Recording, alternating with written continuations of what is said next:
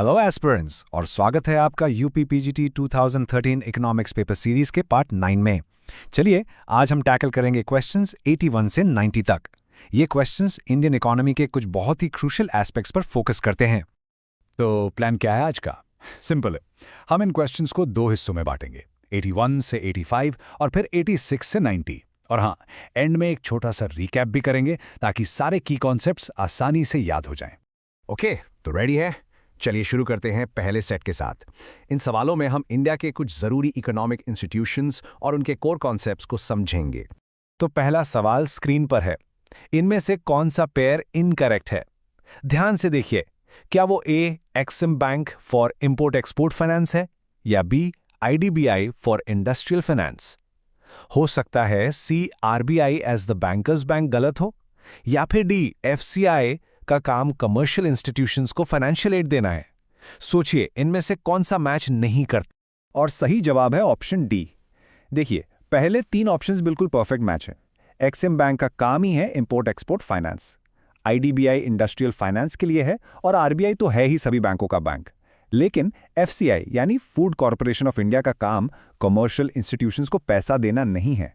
उसका main role है food grains को खरीदना, स्टोर करना और पब्लिक डिस्ट्रीब्यूशन सिस्टम के जरिए लोगों तक पहुंचाना। ओके, अगला सवाल ये थोड़ा स्पेसिफिक है। 2014-15 के बजट में प्रधानमंत्री कृषि सिंचाई योजना के लिए कितना फंड रखा गया था? ऑप्शंस हैं 1500, 500, 1000 या 900 करोड़। ऐसे बजट एलोकेशन वाले सवाल एग्जाम्स में बहुत कॉमन है। और करेक्ट आंसर है सी, 1000 करोड़ रुपीस। जी हाँ, इस योजना को 1000 करोड़ के इनिशियल फंड के साथ शुरू किया गया था। ये फिगर दिखाता है कि गवर्नमेंट शुरुआत से ही एग्रीकल्चरल इरिगेशन को कितनी इंपॉर्टेंस दे रही थी।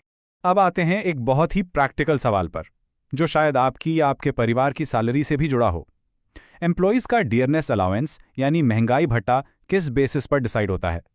क्या वो नेशनल इनकम पर डिपेंड करता है, या स्टैंडर्ड ऑफ लिविंग पर, या फिर कंज्यूमर प्राइस इंडेक्स पर, या पर कैपिटा इनकम पर? इसका सही जवाब है option C, consumer price index, जिसे हम सीपीआई भी कहते हैं। स्पेसिफिकली इसके लिए CPIW यानी इंडस्ट्रियल वर्कर्स का इंडेक्स यूज होता है। बेसिकली ये इंडेक्स मेजर करता है कि आम आदमी के लिए चीजें कितनी महंगी हो रही हैं। तो जैसे जैसे इन्फ्लेशन बढ़ता है उसी हिसाब से डीए बढ़ाकर सैलरी को बैलेंस किया जाता है। ओके, अब फिर से एग्रीकल्चरल सेक्टर की तरफ चलते हैं। सवाल यह है कि एग्रीकल्चरल फाइनेंस के मामले में सबसे ऊपर यानी एपेक्स इंस्टीट्यूशन कौन सा है? ऑप्शंस में है NABARD, RBI, regional rural banks और कोऑपरेटिव बैंक्स। कौन है इन सबका हेड?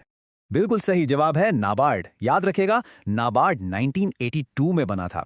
अब एक इंटरेस्टिंग बात यह है कि नाबार्ड डायरेक्टली फार्मर्स को लोन नहीं देता। उसका काम है दूसरे बैंक्स जैसे रीजनल रूरल बैंक्स या कोऑपरेटिव बैंक्स को पैसा देना, जिसे हम रीफाइनेंसिंग कहते हैं, ताकि वो आगे किसानों को लोन दे सकें। तो ये पूरे सिस्टम का रेगुलेटर।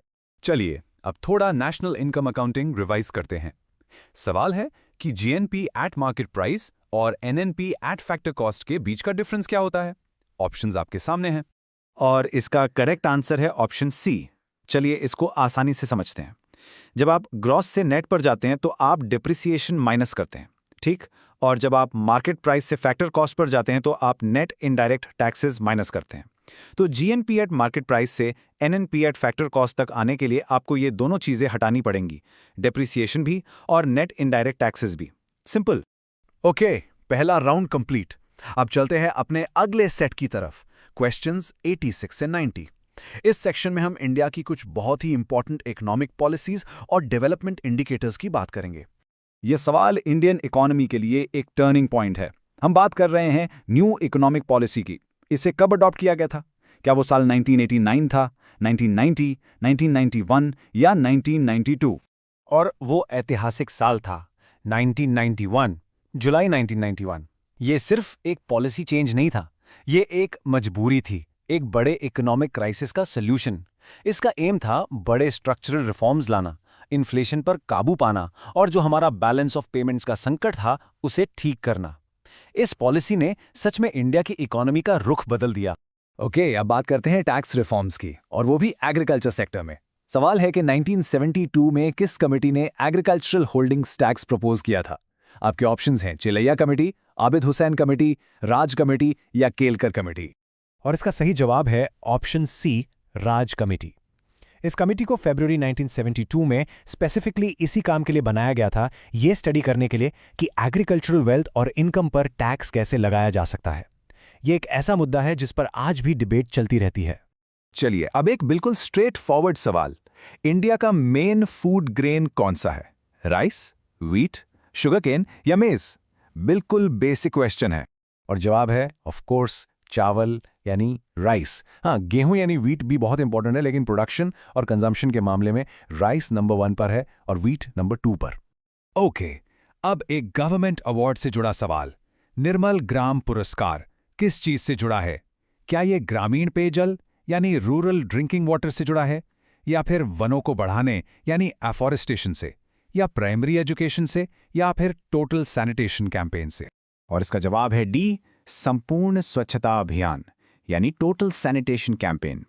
इस अवार्ड का मकसद ही यही था कि जो ग्राम पंचायत सैनिटेशन यानी साफ सफाई में अच्छा काम कर रही हैं, उन्हें रिकॉग्नाइज किया जाए और एनकरेज किया जाए। और अब हम आ गए हैं अपने आखिरी सवाल पर। यह थोड़ा एनालिटिकल है। इंडिया को एक अंडर डेवलप्ड कंट्री क्यों कहा जाता है? यहाँ 4 कारण दिए गए हैं। पहला, नीड फॉर प्लानिंग, दूसरा रैपिड पॉपुलेशन ग्रोथ, तीसरा डिपेंडेंस ऑन एग्रीकल्चर और चौथा स्लो इंडस्ट्रियल प्रोग्रेस। आपको सही कॉम्बिनेशन चुनना है। तो इसका सही जवाब है डी, यानी फैक्टर्स 2, 3 और 4।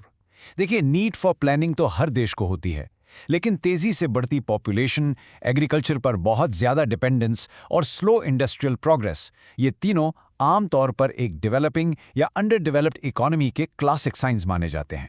तो आज हमने क्या सीखा?